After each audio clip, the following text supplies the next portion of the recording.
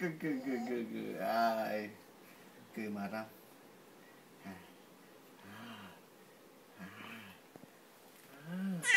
Ô, con thích ghê vậy hả? Con thích ghê vậy hả? Đấy. Sao? Sao? Trời đúng rồi. Cười vậy đó, đúng rồi. Rồi nhìn cái máy quay nữa này. Tập trung vô bớt đây chứ. Sao? Cái máy quay Đây. mình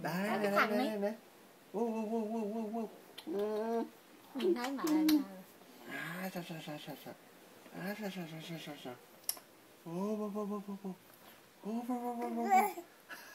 Mệt quá, kêu mệt quá. phì.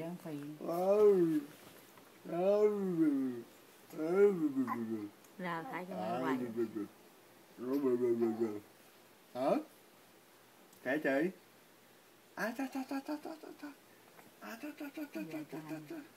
Giơ tay lên, đụng bớ làm cái gì? Hả?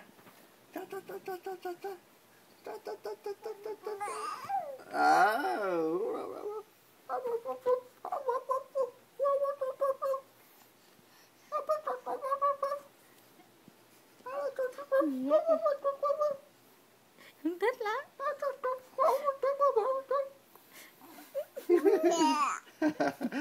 Ôi giời.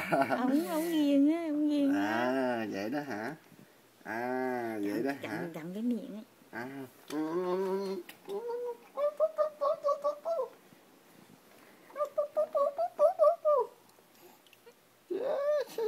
Cười hả? Thích vậy hả?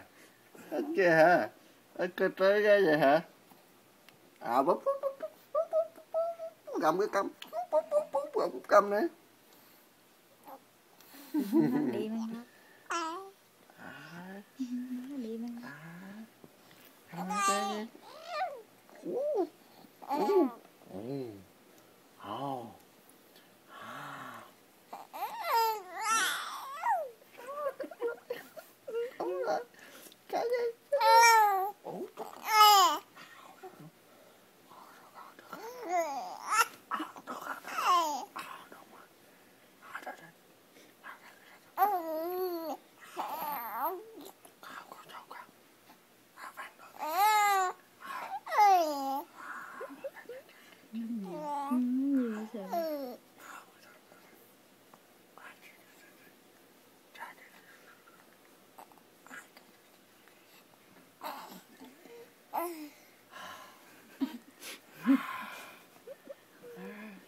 Đạp thái máy quay rồi.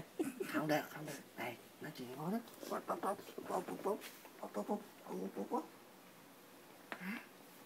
Thái máy quay rồi.